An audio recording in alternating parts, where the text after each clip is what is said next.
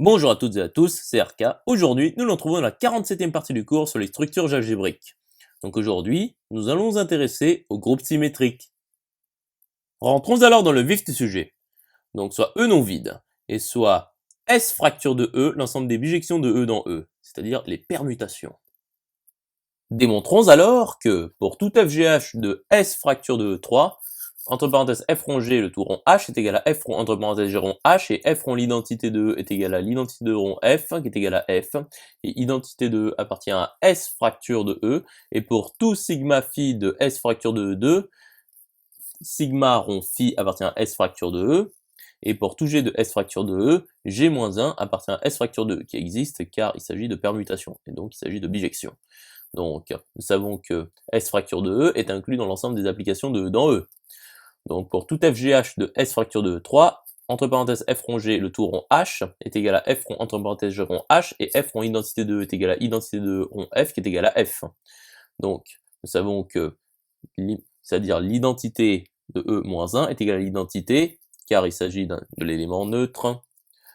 Et donc, nous avons que l'identité de E appartient à S fracture de E, donc S fracture de E muni de la loi rond est unifère, et nous avons aussi l'associativité, donc soit sigma phi appartenant à S fracture de E2 quelconque. Donc considérons phi moins 1 rond sigma moins 1. Donc sigma rond phi, entre parenthèses, rond, entre parenthèses, phi moins 1 rond sigma moins 1 est égal à sigma rond, le tout, entre parenthèses, phi rond, phi moins 1, le tout rond, sigma moins 1, qui est donc égal à sigma rond, entre parenthèses, l'identité de rond, sigma moins 1, qui est donc égal à sigma rond, sigma moins 1, qui est donc égal à l'identité de E. Poursuivons la démonstration. Donc nous avons de même que phi moins 1 rond sigma moins 1 entre parenthèses, rond entre parenthèses, sigma rond phi est égal à l'identité de E. Donc phi moins 1 rond sigma moins 1 est égal à, entre parenthèses, sigma rond phi le tout moins 1. Donc par conséquent, sigma rond phi appartient bien à S fracture de E. Donc soit G appartenant à S fracture de E quelconque. Donc nous savons que G moins 1 est égal à G. Donc G moins 1 appartient bien à S fracture de E.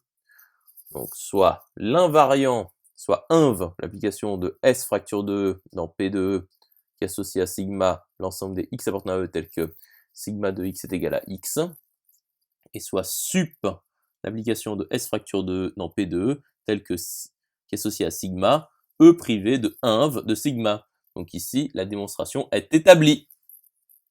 À présent, démontrons que pour tout sigma appartenant à S fracture de E, pour tout x de E, x appartient à sup de sigma implique que sigma de x appartient à sup de sigma. Donc soit sigma appartenant à S fracture de E quelconque, et soit x appartenant à sup de sigma quelconque. Donc, supposons que sigma de x appartient à E privé de sup de sigma. Donc nous avons que sigma de x appartient à inv de sigma. Donc sigma de x est égal à sigma de x. Donc sigma moins 1 de sigma de x est égal à sigma moins 1 de sigma de x. C'est-à-dire sigma de x égale x. Donc x appartient à inv de sigma, invariant. Donc ceci est absurde. Donc sigma de x appartient à sup de sigma. Conclusion établie. Démontrons alors que pour tout sigma phi appartenant à S fracture de E2, sup de sigma inter sup de phi est vide, les tensions disjoints, implique que sigma rond phi est égal à phi rond sigma. Donc soit sigma phi appartenant à S fracture de E2 tel que sup de sigma inter sup de phi est vide, quelconque. Donc soit x appartient à E quelconque. Donc voyons le cas numéro 1 lorsque x appartient à sup de sigma. Donc x appartient à inv de phi, car ils sont disjoints. Donc sigma rond phi de x est égal à sigma de phi de x qui est égal à sigma de x. Et sigma de x appartient à sup de sigma. Donc sigma de x appartient à inv de phi. Donc phi rond sigma de x est égal à sigma de x. Intéressons-nous alors au cas numéro 2, lorsque x appartient à sup de phi. Donc x appartient à inv de sigma. Donc de même, nous avons que phi rond sigma de x est égal à phi de x qui est égal à sigma rond phi de x. Donc voyons le cas numéro 3, lorsque x appartient à E privé de sup de sigma union sup de phi. Donc il s'agit de points fixes pour les deux. Donc phi rond sigma de x est égal à phi de x qui est égal à x. Et sigma rond phi de x est égal à sigma de x qui est égal à x.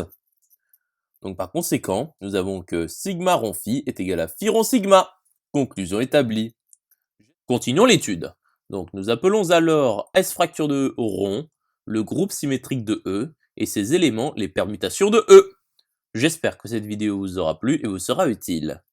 Nous nous retrouvons dans la 48e partie.